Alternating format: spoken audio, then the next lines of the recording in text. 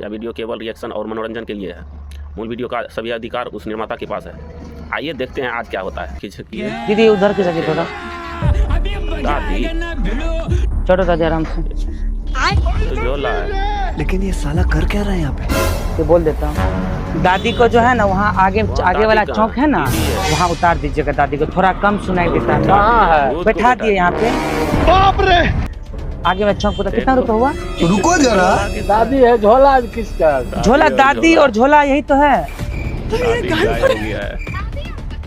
यही तो है नहीं दादी भाई, बैठी किसी हुई को आप दिखाई नहीं देख नहीं दे रहे रहा। हैं।